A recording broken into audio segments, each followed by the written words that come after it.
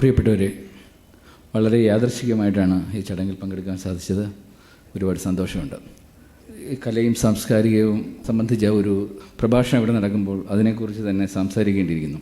എനിക്ക് പറയാനുള്ളത് എൻ്റെ ഗ്രാമത്തിൻ്റെ ഒരു ചെറിയ കഥയാണ്. അത് നിങ്ങൾ അറിഞ്ഞിരിക്കണം. ഞാനൊരു അധ്യാപക കുടുംബത്തിൽ ജനിച്ചതാണ്. എൻ്റെ അച്ഛനും അമ്മയും ഭാഷയുമായി വളരെ അടുത്ത് നിന്ന്. ഞാനൊരു പുനലൂർ എന്ന് പറഞ്ഞ സ്ഥലത്ത്, ഐക്കരക്കോണം എന്ന് പറഞ്ഞ ഗ്രാമത്തിലാണ് ജനിച്ചത്. ഞാനൊക്കെ ജനിക്കുമ്പോൾ അവിടെ കറണ്ട് പോലും ഇല്ലാത്തൊരു സ്ഥലമാണ്. അവിടെ എൻ്റെ അച്ഛൻ ആദ്യം അധ്യാപകനായിട്ട് വന്ന് അവിടെ ഒരു സ്കൂൾ തുടങ്ങുമ്പോൾ അവിടെ കാട്ടുജീവികളായിരുന്നു ആ പ്രദേശത്തൊക്കെ ഉണ്ടായിരുന്നത്. വിദ്യാഭ്യാസം കടന്നില്ലാത്തൊരു ഗ്രാമത്തിൽ ചെന്ന് ഒരു സ്കൂൾ തുടങ്ങുന്നു. ഒരു തലമുറയെ മുഴുവൻ പഠിപ്പിച്ചു. ഒന്ന് രണ്ട് തലമുറയോളം അദ്ദേഹം പഠിപ്പിച്ച് റിട്ടയർ ചെയ്യുന്ന സമയത്താണ്, അദ്ദേഹത്തിൻ്റെ അവസാന കാലത്താണ് ഞാൻ ജനിക്കുന്നത് തന്നെ. വളരെ വൈകിയാണ് അദ്ദേഹം വിവാഹം കഴിക്കുന്നത്. എങ്കിലും അദ്ദേഹം അവിടെ ആ നാടിൻ്റെ സംസ്കാരം അദ്ദേഹത്തെ ചുറ്റിപ്പറ്റിയായിരുന്നു. എൻ്റെ അച്ഛൻ്റെയും അമ്മയും ചുറ്റിപ്പറ്റി, ആ ലൈബ്രറിയും ചുറ്റിപ്പറ്റിയായിരുന്നു നടന്നിരുന്നത്.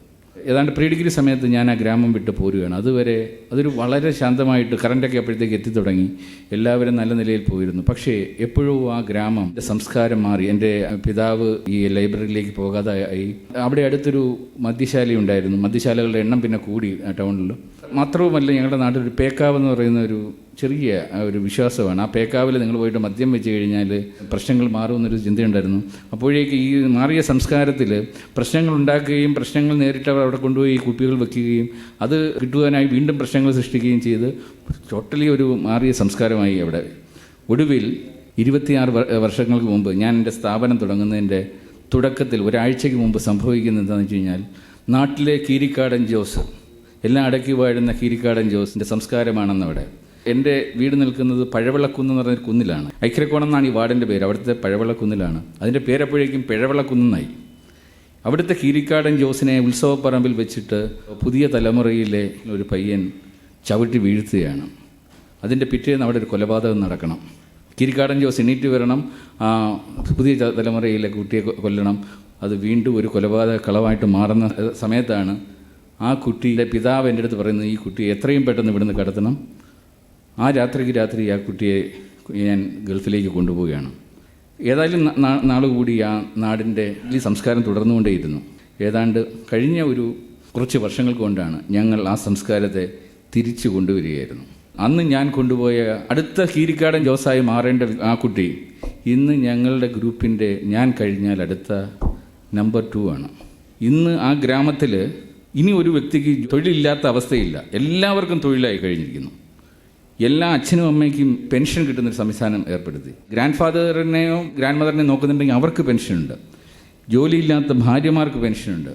ജോലിയില്ലാത്തൊരു ഭാര്യ പോലും ഇല്ല, അവർക്ക് വേണ്ടി ഒരു ഓഫീസ് തുടങ്ങിയിട്ട് അവർക്ക് എല്ലാവർക്കും തൊഴിൽ കൊടുത്തു. ആ തൊഴിൽ എത്തിയതോടുകൂടി ആ സാമ്പത്തിക മേഖല തന്നെ അവിടുത്തെ മാറി.